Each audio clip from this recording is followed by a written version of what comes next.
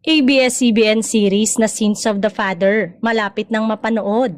Inilabas na ng ABS-CBN ang trailer, ang bagong teleserye nito, ang inaabangang crime, thriller, mystery, drama na Sins of the Father. Pangungunahan ni Gerald Anderson ang Sins of the Father bilang si Samuel. Naguguho ang mundo dahil sa isang scam kung saan sangkot ang kanyang ama. Umani ng excitement at papuri ang inilabas na trailer dahil sa sariwang kwento na hatid ng teleserye. Excited din ng fans sa teleseryeng comeback ni Gerald. Pinuri rin ng netizen ang bumubuo ng cast ng Kapamilya teleserye.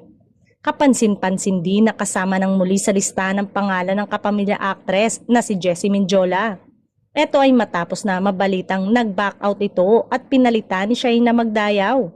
Makakasama ni Gerald sina Jessie Menjola, Shaina Magdayaw, JC De Vera, RK Bagatsing, Francine Diaz, Seth Fedelin, Lotlot De Leon, Tercio Cruz III.